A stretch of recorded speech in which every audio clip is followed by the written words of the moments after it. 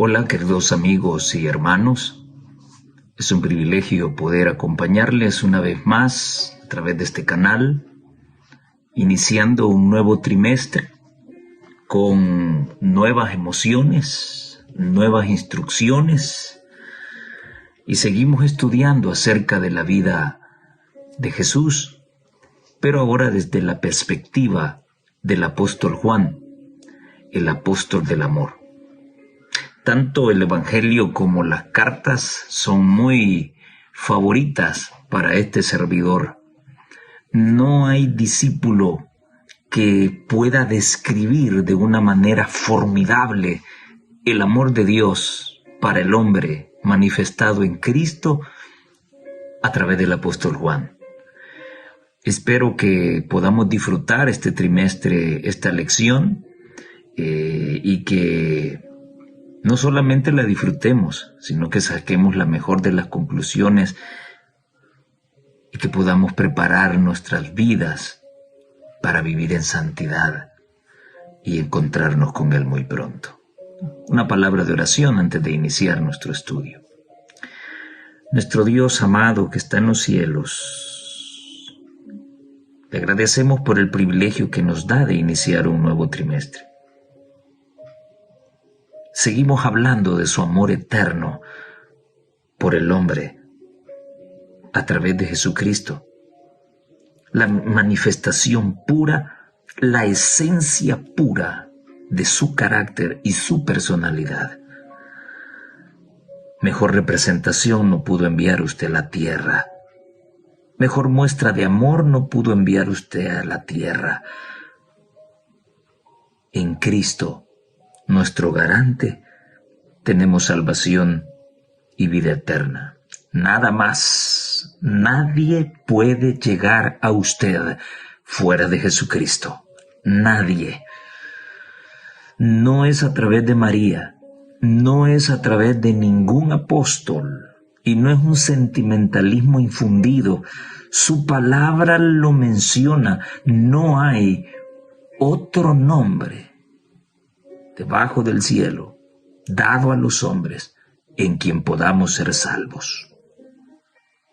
Así que, Señor, permita que su Espíritu nos ayude a disfrutar estas nuevas lecciones, donde podremos estudiar acerca del ministerio de Jesús desde otra arista, bajo la lupa y la inspiración del apóstol Juan, el apóstol del amor. Bendiga su palabra, Señor. Lo pedimos en Jesús. Amén y amén. Ok. Lección número 1 del último trimestre del año 2024. Señales que indican el camino. Bueno.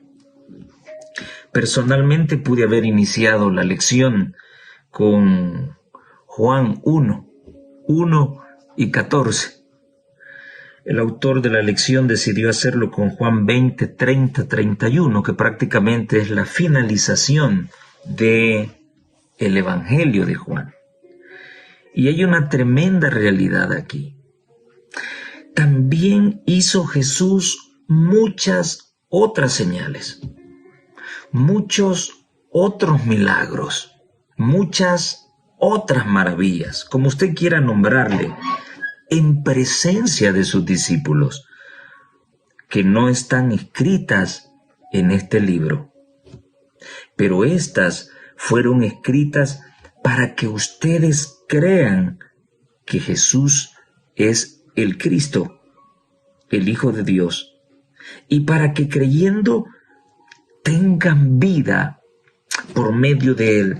Queridos amigos y hermanos, tenemos en esta cita el resumen del Evangelio, la razón de ser del Evangelio. Todas esas señales, todas esas maravillas, todos esos milagros, todos esos prodigios que Jesús hizo delante de sus discípulos, no se alcanzaron a escribir Hay tanto más de Jesús que desconocemos. Y todas esas cosas que fueron escritas, las que tuvieron posibilidad de ser escritas, ya sea por su relevancia o ya sea porque la providencia deseó que lo que está escrito se conociese, ese escrito tiene una maravillosa razón de ser. Y esa razón de ser es que creamos en Jesucristo. Maravilloso. Y una vez que hayamos creído, podamos tener vida con Él. Tenemos la finalidad de la Escritura y tenemos la consecuencia de esa finalidad.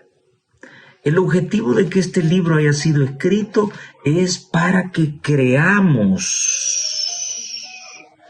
en Jesucristo, el Hijo de Dios. Y que una vez creyendo a través de esta palabra, los que no tuvimos el privilegio de poder verle cara a cara, de escuchar su voz audible, de poder tocarle, de sentir su respiración, de sentir sus latidos, podamos a través de la Escritura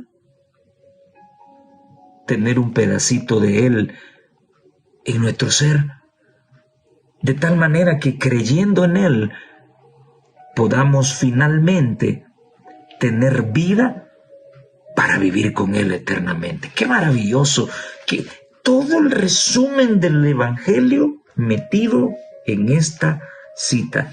El objetivo de lo que está escrito no es para exaltar a María, que era su mamá y que a través de ella podemos llegar a Jesús. Ese no es el objetivo.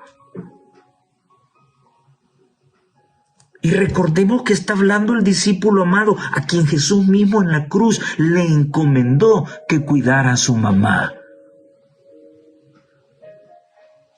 Jesús no nos estaba diciendo a través de Juan que aceptáramos a su mamá. Eso no tiene ningún tipo de relevancia en el Evangelio. Este libro, según Juan 20, 30, 31, los Evangelios fueron escritos para que creamos en Cristo y encontremos vida en Él, no para que creamos en la carne, no para que confiemos en humanos. Nadie puede llegar al Padre si no es por Jesucristo. Nadie.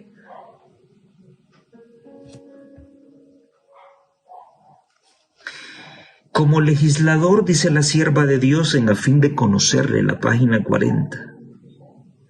Jesús ejercía la autoridad de Dios. Sus órdenes y decisiones eran apoyadas por el soberano del trono eterno.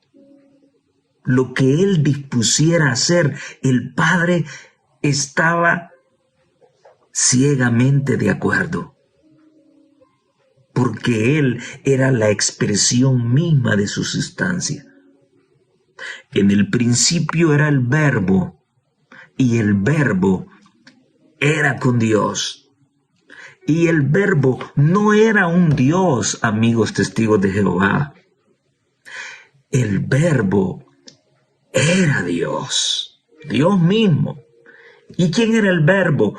Y el versículo 14 de Juan 1 nos dice: y aquel Verbo, aquel que ya cohabitaba con el Padre desde los siglos sin fin, y que no fue creado por el Padre, sino que cohabitaba con Él, fue hecho carne y habitó entre nosotros. ¡Qué maravillosa descripción de Jesús! ¿Y por qué Juan le llama el Verbo? Nosotros en literatura, en gramática, sabemos de que el verbo es quien le da la acción a una oración. Juan come fruta. Si no existiera el verbo, esto solamente dijera Juan fruta. ¿Qué hace Juan con la fruta? Bueno, juega con ella, come. Siempre utilizamos un verbo que es quien le brinda acción a la oración. Jesús es el verbo hecho carne. Jesús es quien le da acción a tu vida. Jesús es quien le da sentido a tu vida. No es el dinero, no son las mujeres, no son las drogas, no es el homosexualismo, no son los rituales paganos.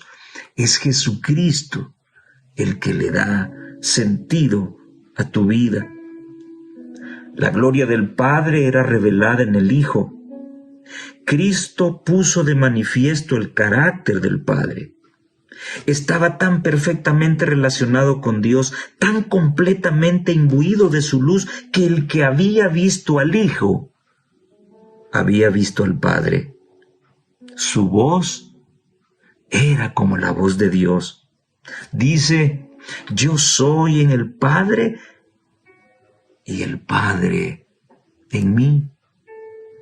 Y nadie conoce al Hijo sino el Padre, ni al Padre conoce alguno sino el Hijo, y aquel a quien el Hijo lo quiera revelar. El que me ha visto a mí, ha visto al Padre. Fue el catolicismo romano el que se inventó el asunto de María. Jesús mismo está diciendo aquí que nadie lo conoce a Él. Si María tuviese la preeminencia que el catolicismo romano le ha dado, ¿por qué Jesús tendría que ocultar que solamente el Padre y su madre terrenal conocen al Hijo? ¿Por qué no lo mencionó? Amigo católico, dime una cosa, ¿por qué Jesús tendría que esconder a su madre al dar esta declaración? ¿Será que Jesús fue un mal hijo y se le olvidó? ¿O será que en el gran plan de salvación no figura María como salvadora? Hoy ustedes han cambiado su discurso y comienzan a enseñar que nunca han considerado a María como con propiedades para salvar. Pero así lo han enseñado por años. Y hay escritos de ustedes que hablan de eso. Jesús dice: nadie conoce al Hijo, solamente el Padre. No menciona a la madre, para nada. Ahora, la Biblia dice que Jesús es el único camino para llegar al Padre.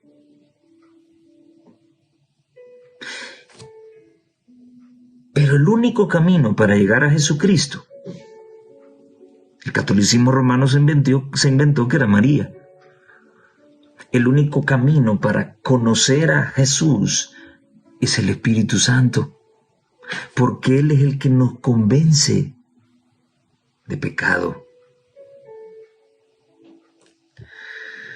El que me ha visto a mí, ha visto al Padre. Y ella está citando Juan 14:11, Mateo 11:27 y Juan 14:9.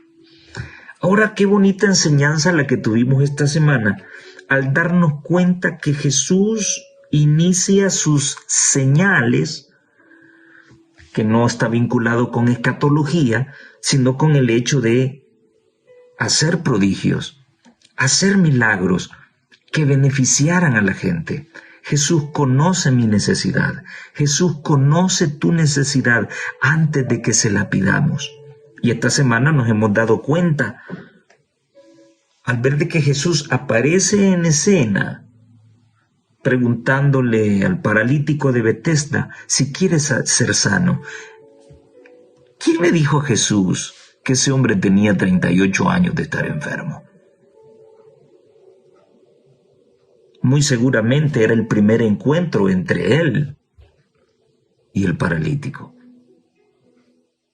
Luego entraremos en detalles acerca de esto. Jesús conoce las necesidades humanas. Jesús sabe que somos interesados. Ya vamos a ver el asunto de este hombre poderoso que se acercó a Jesús a pedirle que sanara a su hijo.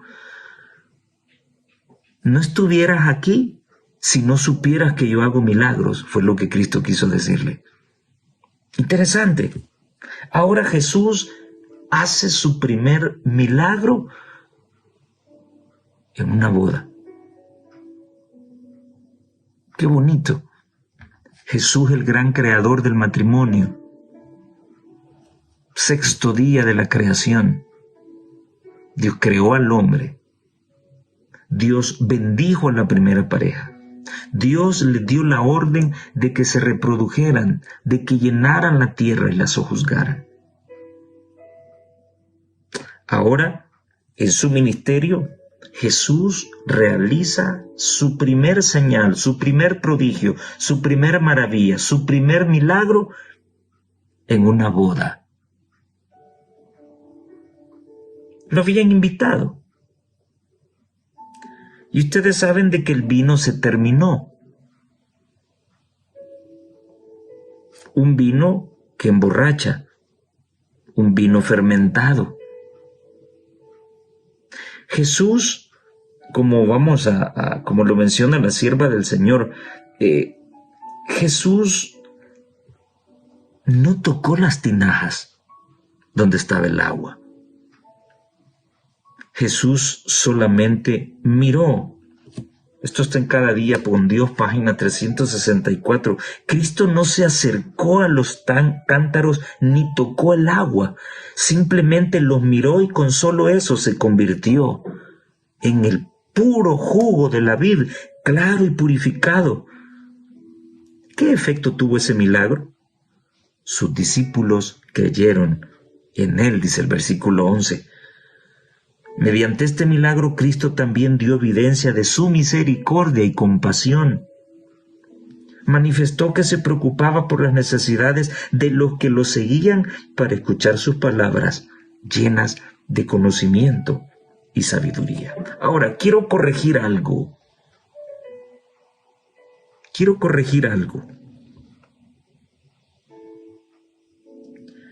En cierta oportunidad, el pastor Bullón, Alejandro Bullón, dijo algo muy comprometedor que sonó a catolicismo. Y los mismos católicos utilizan ese trozo de su video para decir pastor evangélico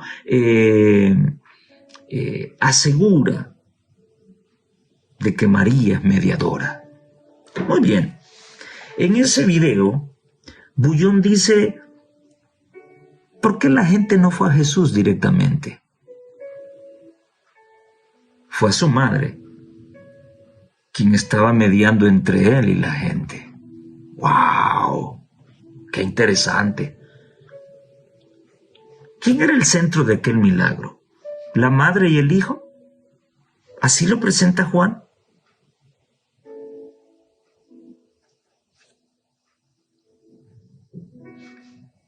Pudo haber ocurrido conmigo en una fiesta. Había gente que no conocía a Jesús. ¿Qué era lo más lógico cuando hay pena y cuesta acercarse a una persona? ¿Andará algún familiar de él por allí? Sí, ahí anda su mamá. Bueno, ha sido una acción lógica de que la gente buscó a María porque era el único nexo que estaba con Jesús en ese momento. Pero eso no significa en ningún momento de que se estaba dejando la enseñanza de que María es la corredentora entre los hombres y Jesucristo. Esa no es la enseñanza.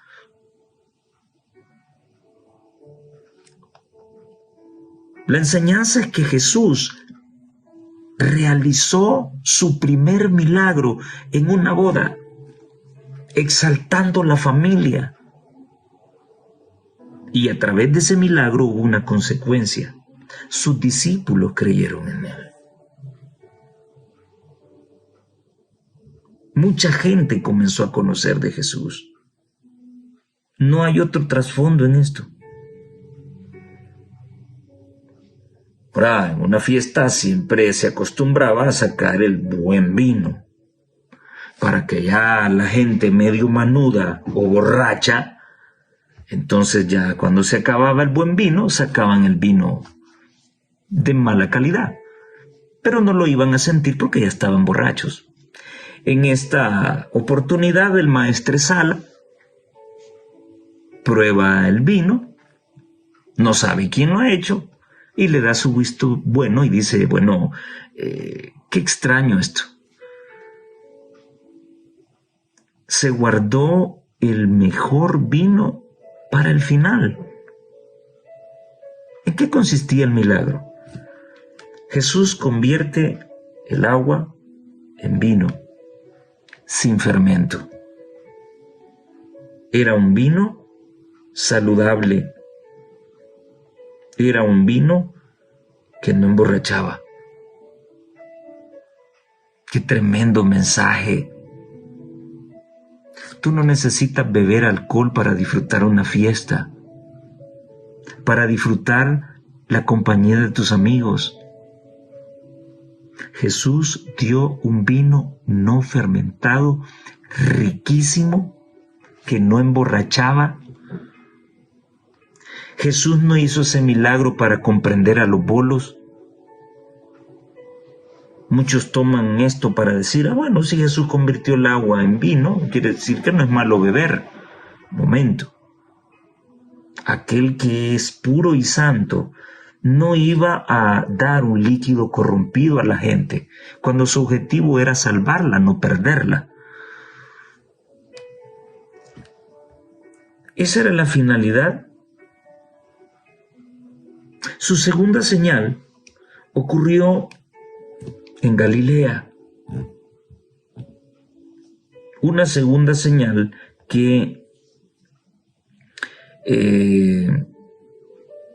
el apóstol describe, que Jesús llega a Caná otra vez y crea un nexo con la experiencia en la boda. Vino Jesús nuevamente a Caná de Galilea, aquel mismo lugar donde había convertido el agua en vino. Y allí había un oficial del rey, y este oficial tenía a su hijo enfermo. Ahora, esto es muy interesante. Jesús prueba nuestra fe. ¿Con qué intención? Dios no quiere hacerte el favor. No. Él quiere que recapacitemos sobre nuestro estilo de vida. ¿Qué es lo que hay dentro de nuestro corazón? Aquel hombre se acercó y comenzó a rogarle a Jesús y a decirle que descendiera y lo sanara, porque estaba a punto de morir. Y entonces Jesús, probando la fe de aquel hombre, le dice, bueno, si tú, voy a traducirlo, no para farsearlo, a traducirlo, si tú no supieras que yo hago milagros, tú no estarías aquí, ni creerías en mí. Has venido porque sabes que puedo hacerte un favor. Pero parece ser que al hombre no le llamó la atención. El oficial del rey le dijo, Señor, desciende antes que mi hijo muera. Y Jesús le dice, mira, no te preocupes. Yo no necesito descender. Ve, tu hijo vive. Aquel hombre creyó en la palabra de Jesús y se fue. Cuando él estaba cerca de su casa, los siervos salieron a recibirlo y le dieron las buenas nuevas. ¿Y qué fue lo que le dijeron los siervos? La misma palabra de Jesús. Tu hijo vive. Oh, esa frase conectó a este hombre con Jesús, porque fue exactamente lo que Jesús le dijo. Ve, tu hijo vive. Y para terminar de corroborarlo, él viene y le pregunta a sus criados, ¿y a qué horas la fiebre abandonó al niño? Y ellos le dijeron, ayer, a las 7, le dejó la fiebre. Ayer. Esto significa de que el hombre podría darnos la idea de que el hombre, después de hablar con Cristo, no se fue inmediatamente para su casa. Me imagino que hizo algún tipo de transacción y luego salió temprano el siguiente día para su casa, porque sus criados le dijeron, ayer como a las 7 le abandonó la fiebre. Entonces aquel hombre recordó que era exactamente la misma hora en que Jesús le había dicho, ve, tu hijo vive. ¿Y cuál fue la consecuencia? ¿Cuál? ¿A qué te debe llevar un milagro de Jesús? ¿A amar más a María?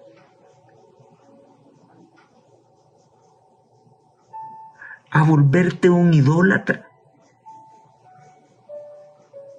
¿A seguir practicando rituales, ceremonias que no tienen nada que ver con Jesús y su palabra? El objetivo de un milagro es que creas en Cristo, no en la persona que está haciendo el milagro. La palabra dice que el hombre creyó él y toda su casa. Se convirtieron en cristianos. Esta era la segunda señal que Jesús realizaba en Galilea. Por otro lado,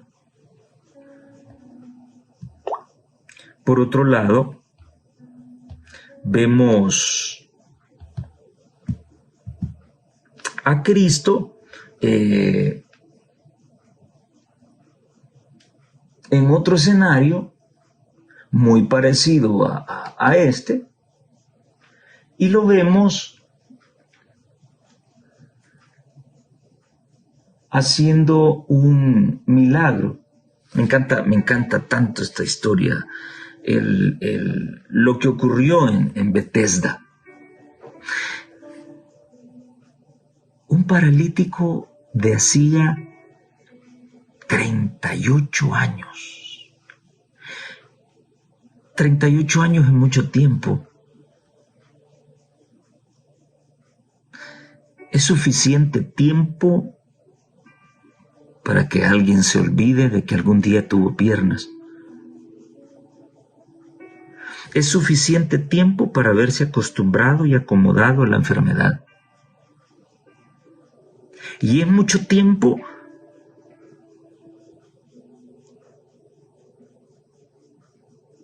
para desearla ser sano y curado.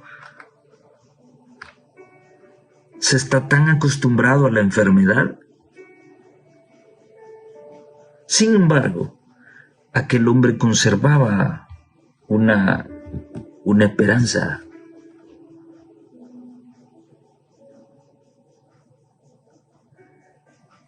La Biblia dice, no que presumiblemente, no que la gente creía.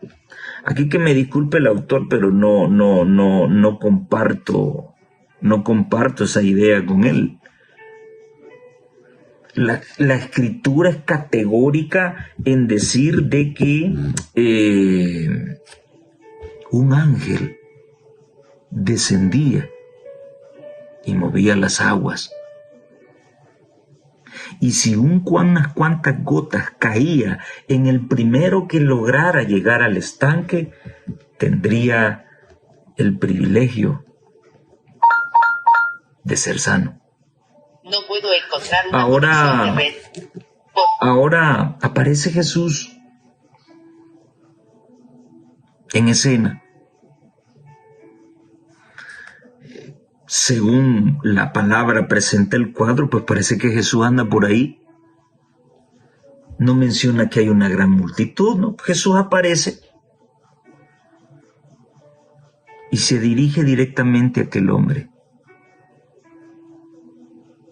Y viene y le ratifica diciéndole: ¿tú quieres ser sano? Una pregunta hasta cierto punto que no debería hacerse. Aquel hombre estaba allí para recibir un favor de Dios.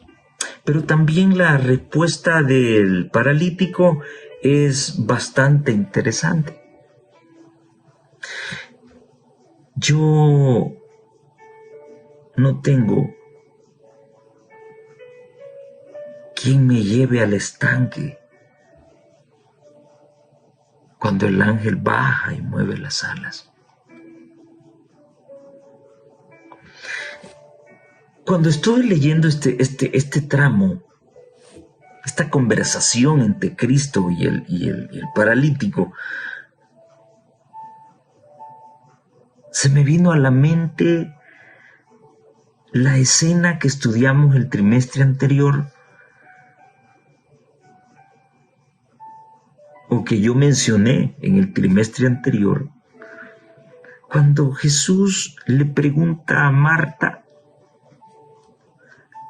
de que su hermano viviría.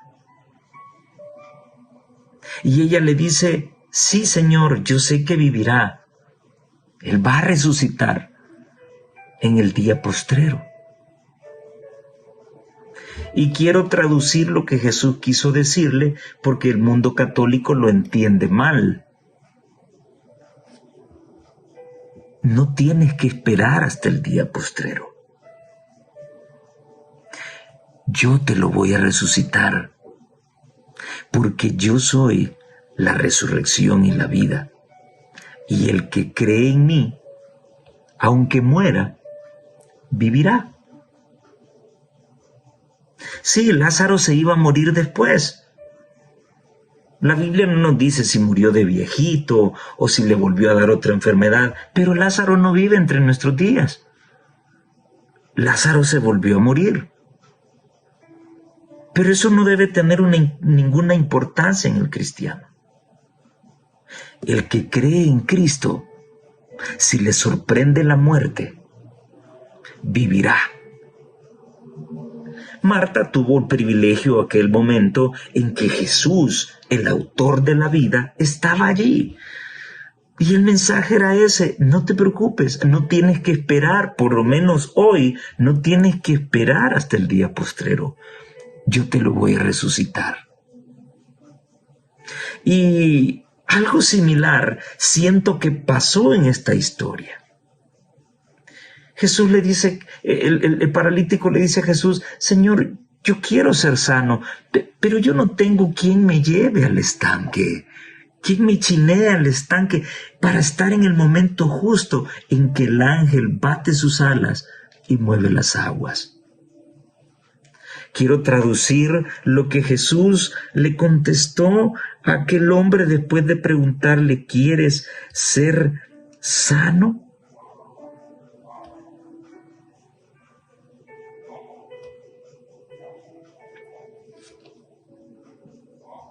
No te preocupes.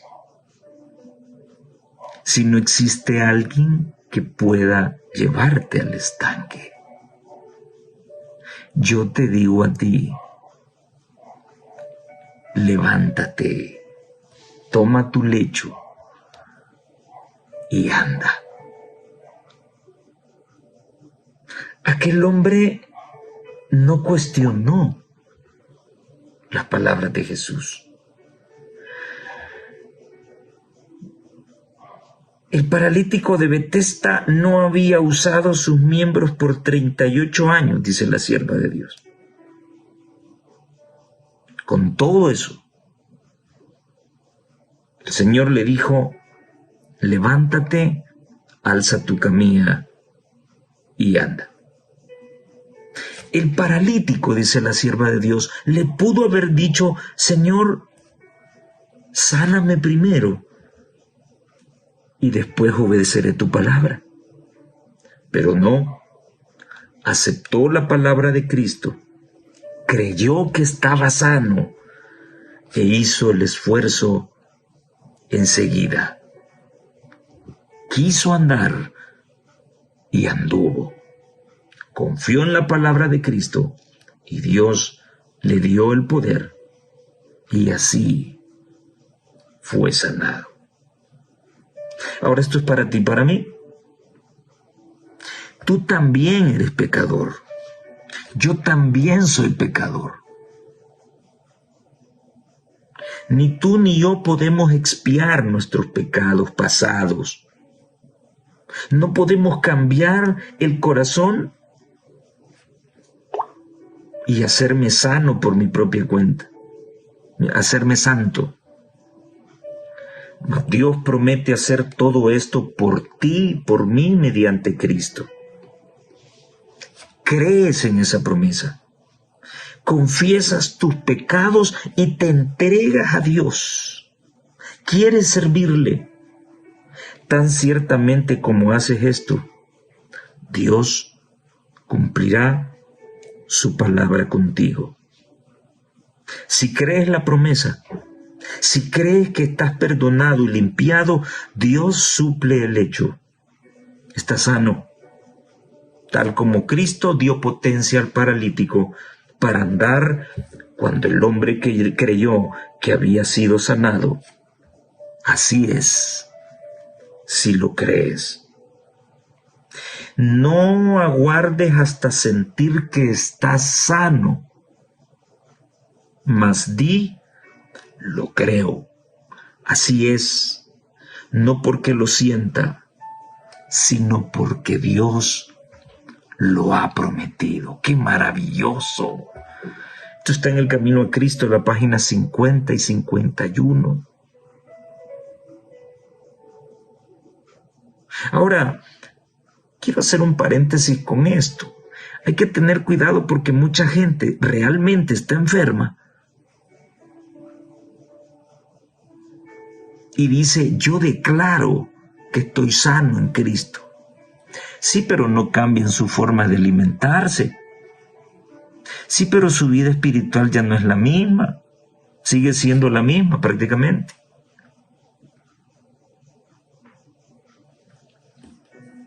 Fíjate en el proceso.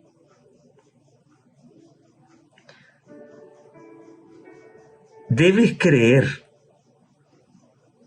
Debes confesar tus pecados.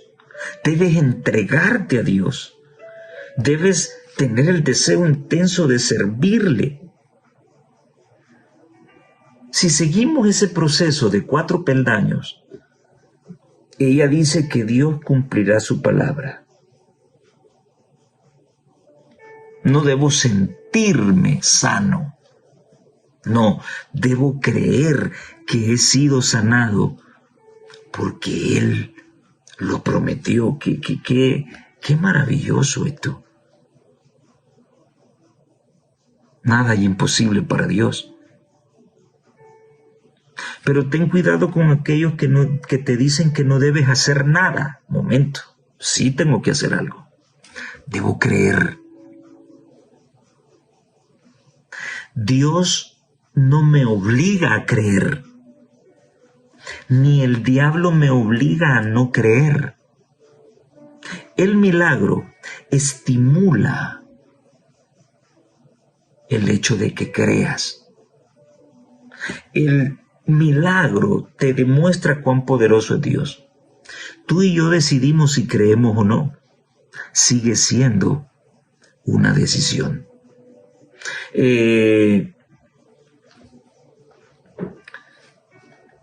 Ojalá que no vayamos a tener el corazón del Sanedrín. Te lo voy a traducir.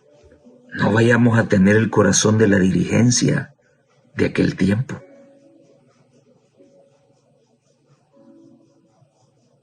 Se creían doctores en la ley. Se creían doctos en la palabra. Se creían tener los méritos suficientes para ostentar el cargo que tenían. Se creían ser instructores de la ley para el pueblo. Y sin embargo, el Salvador, el Mesías, del que tanto estudiaron en el Antiguo Testamento, estuvo enfrente de ellos. Y ellos no creyeron en él. Y estudiaban la Biblia. En lugar de sentirse contentos por todas estas maravillas que Jesús hacía, sus corazones se pusieron duros, estaban celosos, porque había llegado alguien que les había botado el negocio del Evangelio. Sí, estos vivían también de diezmos y ofrendas. Y habían sometido al pueblo en una enorme cantidad de tradiciones, donde ellos demostraban de que Dios se manifestaba a través de ellos, para someter al pueblo y que el pueblo siguiese dándole dinero. ¿Acaso esta historia no se parece a la historia de nuestros días? Y aquí viene una reflexión puntual que no vas a escuchar en ningún estudio de la lección, en tantos canales que hay. Pero te repito, si eres nuevo, lo que hace mucho tiempo dije: si yo voy a venir a repetir como que soy periquito la lección de escuela sabática y a encuadrarme nada más con la panorámica visual del autor, entonces es mejor que venga otro a tener el repaso de la lección. A mí me gusta ser realista y por eso no caigo bien. No me gusta decir mentiras. Me debo a la verdad. Hoy en día, ese mismo Sanedrín se siente molesto cuando hay siervos de Dios predicando la verdad, dándole pasto fresco al pueblo, un pasto que ellos han dejado de dar. Y han creado una serie de situaciones alrededor de tantas actividades de la iglesia para seguir ejerciendo poder y hegemonía sobre el pueblo. Y han tildado de disidentes a tantos siervos de Dios que están exaltando el verdadero evangelio.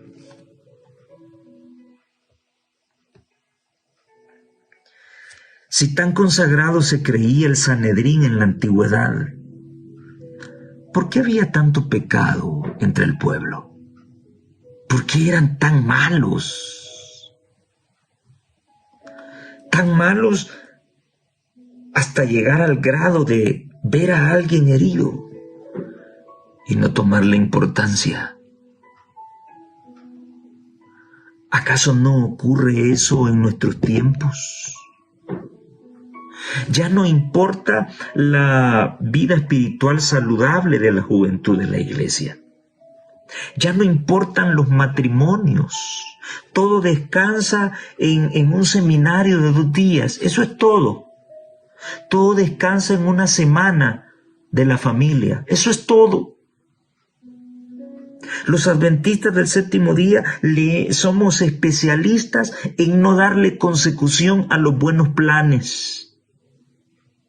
Solamente se le da consecución a todos aquellos planes que traen dividendos y ganancias.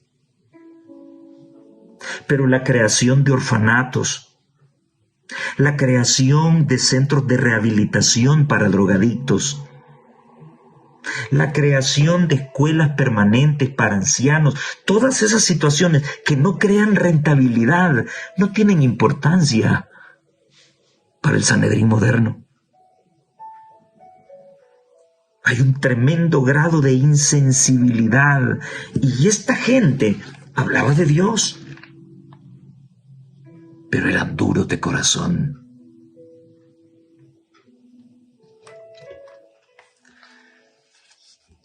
Si tan dignos son, y hablo de la dirigencia actual en todos los países del mundo, y especialmente en el mío, si tan dignos se creen, de ostentar el título que ocupan, el título administrativo.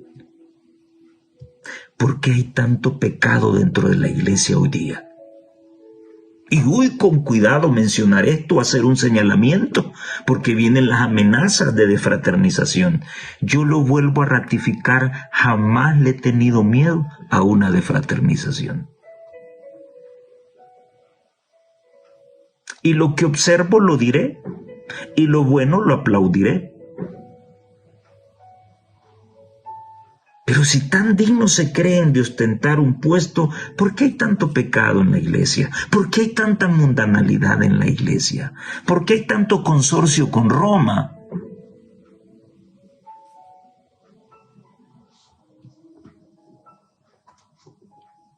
Y también hay una parte para nosotros como feligreses, no solamente para los dirigentes. Que la iglesia adventista, es que su mensaje, es que las profecías, es que somos únicos, Dios nos escogió. Y vivimos en pecado oculto, porque somos cobardes.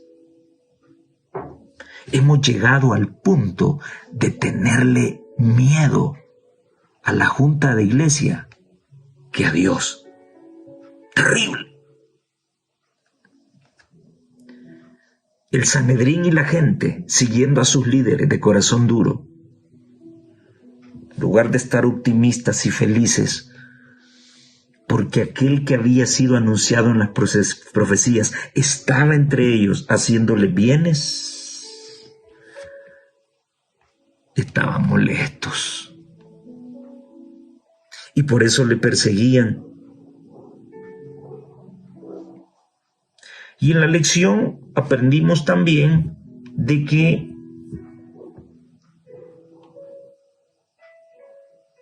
Jesús no estaba violando el sábado al hacer milagros en ese día. La palabra dice en Juan 5, 16 al 18, y por esta causa los judíos perseguían a Jesús y procuraban matarle, porque él hacía cosas buenas en el día sábado. Y Jesús les respondió: mi Padre hasta ahora trabaja y yo trabajo. ¿De qué trabajo estaba hablando Jesús? Del trabajo en las cosas espirituales. Y por eso los judíos lo odiaban más y querían, óigame ustedes, hermanos y amigos, no querían agarrar a trompones a Jesús, no, lo querían matar.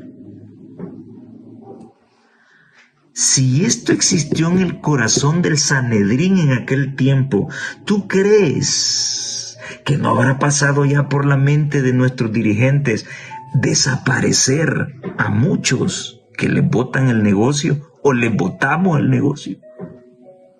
Tremendo. Por esto los judíos aún más procuraban matarle. Porque no solo quebrantaba el día de reposo, sino que también decía que Dios era su propio Padre, haciéndose igual a Dios. Jesús no quebrantó el sábado por sanar gente en sábado. Es lícito hacer el bien en sábado, dijo Jesús. Quiero recalcar para que no se enojen conmigo, y si se enojan, pues que se enojen. Y no lo digo para rectificar ni para quedar bien con nadie, no, la realidad. En el Sanedrín la mayoría estaba podrido, pero habían hombres buenos: Nicodemo, Gamaliel, José de Arimatea. De igual manera, en nuestros tiempos modernos, no todo el Sanedrín está podrido. Hay pastores verdaderos hombres de Dios. Hay pastores, muy pocos, en la dirigencia, que se dejan guiar por Dios. Y es a través de ellos que Dios está haciendo grandes cosas con la iglesia, a pesar de todas sus corrupciones y de toda su mundanalidad. La misma historia. Un pequeñísimo sector del Sanedrín estaba a favor de Jesús. Lo mismo pasa en este tiempo. Yo espero, queridos amigos y hermanos,